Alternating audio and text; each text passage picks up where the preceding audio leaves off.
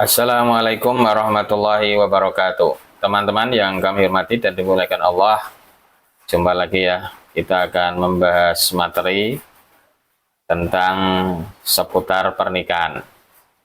Jadi materi-materi yang saya upload ini di channel saya ini sebenarnya adalah materi-materi yang disampaikan di kursus nikah atau bimbingan perkawinan bagi calon pengantin yang akan melaksanakan akad nikah di KUA. Jadi mungkin di antara pasangan itu saya sering mendapati sebagai kepala KUA itu tidak bisa menghadiri acara karena suatu sebab, mungkin karena pekerjaan jauh dan sebagainya. Padahal KUA dan Kementerian Agama berkomitmen untuk memberi bekal kepada pasangan ilmu supaya ketika mengarungi bahtera rumah tangga itu dapat mempunyai bekal untuk meraih kebahagiaan. Jadi saya sebagai komitmen ASN Kemenak membuat video-video ini ya.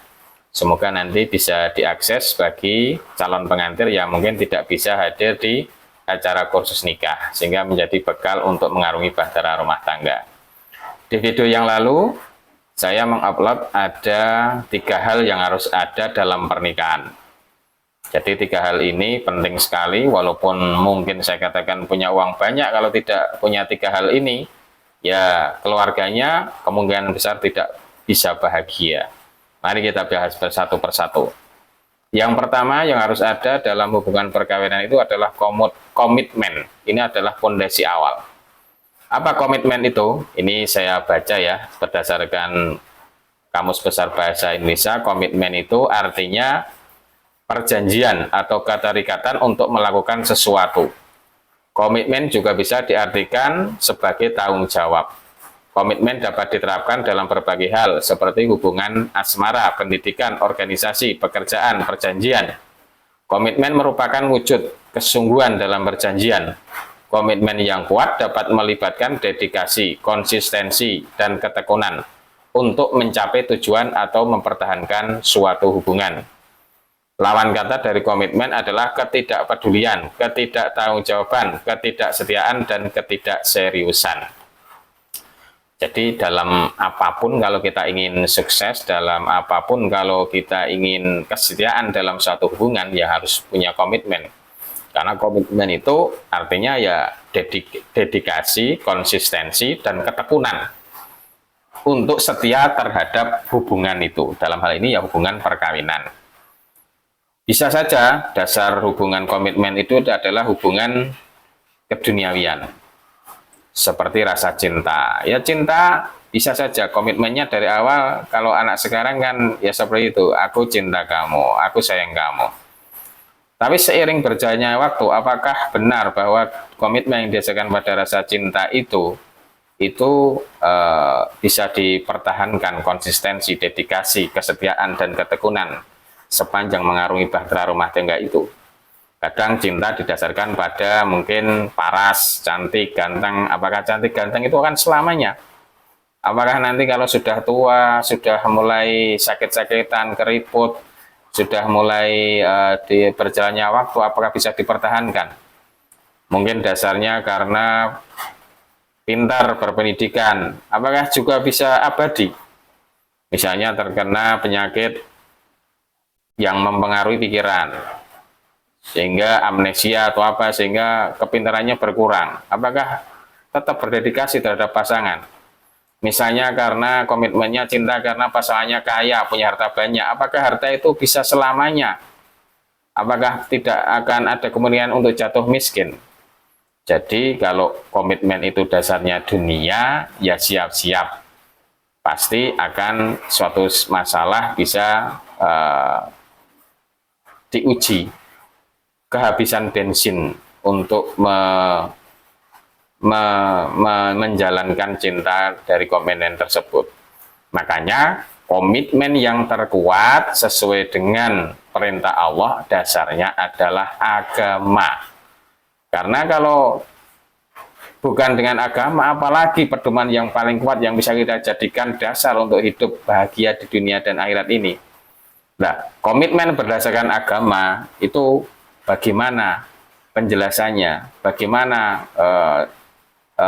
komitmen itu dibangun didasarkan pada apa? Nah, ini akan kita terangkan satu persatu di bawah ini ya. Mari kita diskusikan satu persatu.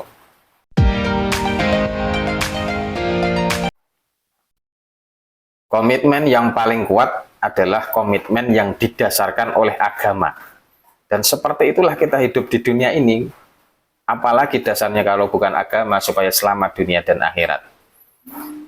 Dalam Al-Quran, ijab qabul atau perjanjian untuk memulai sebuah hubungan perkawinan dalam agama Islam, itu dalam Al-Quran disebut sebagai misakon ghalidho atau perjanjian yang kuat. Ada 3 tempat disebut dalam Al-Quran menggunakan istilah misakon ghalidho, dan 3-tiganya merupakan peristiwa yang luar biasa. Yang pertama yaitu terdapat dalam surat nomor 4 surat An-Nisa ayat 154.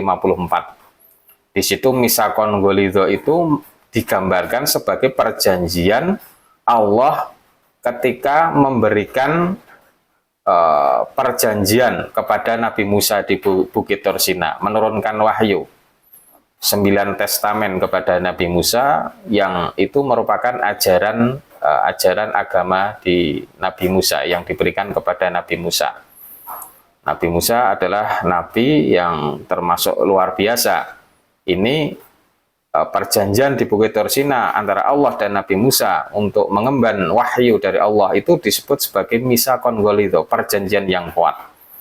Kemudian yang kedua, misakon ghalidho terdapat dalam Al-Quran surat nomor 33 Al-Ahzab ayat 7. Di situ misakon ghalidho menggambarkan perjanjian Allah berupa yaitu diberikan wahyu kepada nabi-nabi yang disebut sebagai ulul azmi, yaitu nabi yang luar biasa, nabi yang mempunyai kedudukan mulia di sisi Allah Subhanahu wa taala, yaitu Nabi Nuh, Nabi Ibrahim, Nabi Musa, Nabi Isa, dan Nabi Muhammad sallallahu alaihi wasallam. Sallallahu alaihi wa ala alihi wa ashabi ajma'in. Jadi perjanjian nikah ini, misakon ghalidho, adalah perjanjian yang kuat yang disamakan dengan wahyu perjanjian wahyu yang diturunkan Allah kepada Nabi Musa dan kepada nabi-nabi yang luar biasa, yaitu nabi yang disebut ulul azmi. Maka sebenarnya ketika terjadi ijab qabul itu antara calon suami dan calon istri itu sebenarnya sedang berjanji, diperjanjikan oleh Allah Subhanahu wa taala, di mana itu perjanjian itu dalam Al-Quran istilahnya disamakan dengan perjanjian kepada nabi-nabi yang luar biasa tadi. Di mana ya seharusnya karena ini saking hebatnya disebut disamakan dengan perjanjian kepada nabi, ya harus diingat oleh masing-masing pasangan itu bahwa mereka selama hidupnya, sisa hidupnya itu harus bersama-sama menepati janjinya untuk beribadah bersama, mengabdi kepada Allah, beribadah bersama, menghadapi segala rintangan, tantangan apapun yang terjadi harus dihadapi. Ada masalah diselesaikan bersama-sama, saling mensupport dan saling bisa memberikan ketentraman. Dan harus diingat bahwa karena ini janji yang luar biasa, nanti akan dimintai pertanggungjawabannya di hadapan Allah Subhanahu wa taala. Selama hidupnya masing-masing suami istri harus mengingat janji yang telah diucapkan ketika di hari ijab qabul itu.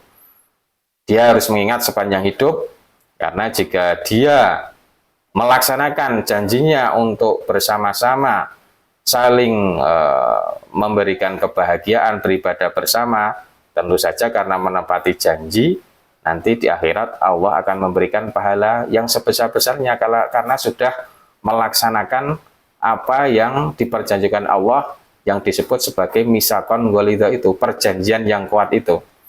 Jadi kalau pasangannya mempunyai komitmen agama yang besar seperti ini, ya menghadapi apapun ya tidak masalah, harus dihadapi bersama-sama.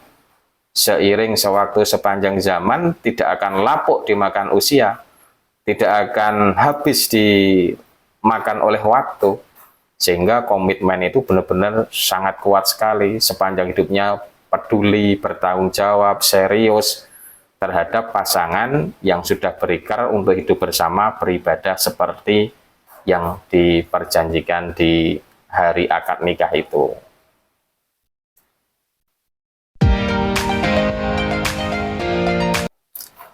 Dasar komitmen yang kedua dalam membangun hubungan rumah tangga yang didasarkan agama adalah sesuai dengan hadis Rasulullah Sallallahu Alaihi Wasallam. Khiyarukum li ahli wa ana khiyarukum li ahli. Sebaik-baik umatku adalah dia yang berbuat baik terhadap keluarganya, dan aku adalah orang yang paling bisa berbuat baik terhadap keluargaku. Jadi sebenarnya baik suami maupun istri itu jika dia melaksanakan tanggung jawabnya terhadap keluarganya sesuai dengan kedudukannya, dia mempunyai komitmen terhadap pasangannya, terhadap keluarganya, itu sesuai janji Rasulullah menjadi kebanggaannya Rasulullah loh ya. Kebanggaannya Rasulullah yang kalau dalam hadis lain itu nanti akan dibanggakan di hadapan para malaikat Allah. Ya, kalau sudah menjadi kebanggaan Rasulullah, ya semestinya loh ya, orang itu pasti selamat di akhirat nanti. Dia akan mendapatkan kebahagiaan yang besar di akhirat, dan kebahagiaan itu abadi loh ya. Abadi, tidak terputus selamanya. Itu yang harus diingat sepanjang hidup oleh masing-masing pasangan dalam berkeluarga itu.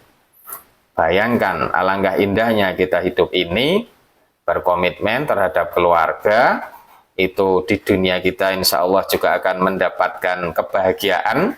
Karena kalau kita berkomitmen terhadap pasangan, mencintai, masa sih kemudian pasangan kita juga tidak membalas sebaliknya mencintai kita. Hidup dengan penuh cinta, mencintai dan dicintai, berjuang sekuat tenaga, komitmen dengan keluarga, dan balasan komitmennya itu yang sudah nyata bagi dunia ini akan lebih nyata lagi balasannya di akhirat nanti. Jadi kalau berdasarkan hadis lain ya, itu bisa diterangkan bahwa sebenarnya tidak usah muluk-muluk kalau ingin bahagia di dunia dan akhirat itu. Asal dia sholat 5 waktu, puasa Ramadan, tidak usahlah ditambah yang lain-lainnya. Kemudian dia makan yang halal dan kemudian berkomitmen dengan keluarga, dia tidak usah melaksanakan yang sunah-sunah lain, cukup 4 itu saja. Itu sesuai dengan hadis, ya dia akan masuk surga. Jadi sebenarnya komitmen terhadap keluarga itu adalah jalan untuk dia bahagia di dunia ini dan juga nanti di akhirat nanti. Siapa sih yang tidak menginginkan kebahagiaan di dunia itu? Jadi harus diingat oleh masing-masing pasangan bahwa berkeluarga itu ada jalan yang terpendek, terbaik, terenak semuanya lah pokoknya untuk kemudian bisa meraih kebahagiaan di dunia dan akhirat. Jadi harus semangat untuk melaksanakan komitmennya itu.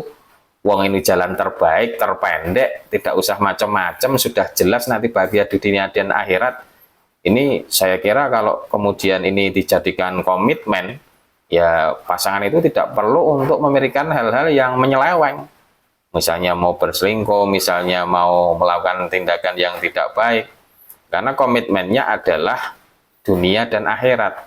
Berkomitmen dengan pasangan itu, cita-citanya adalah nanti mendapatkan balasan di akhirat, yang dimana di situ ada kebahagiaan yang abadi. Jadi dengan komitmen seperti ini, ya sekali lagi komitmen agama itu adalah komitmen yang kuat, karena memang dasarnya adalah wahyu dari Allah. Sehingga menghadapi apapun, ya nanti komitmen itu pasti akan terjaga selama-lamanya. Dan seiring dengan berjalannya waktu, ya komitmen itu pasti akan diuji. Apa ujiannya? Berikut ini.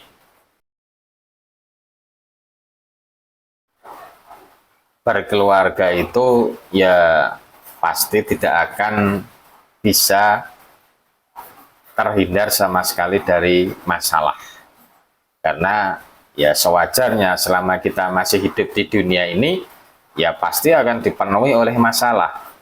Dalam berkeluarga, misalnya kita itu nanti akan diuji dengan kesulitan finansial. Di awal-awal mungkin masih membangun usaha, membangun karir, sedangkan kebutuhan semakin banyak. Nah, itu nanti masalah finansial ini akan menjadi ujian.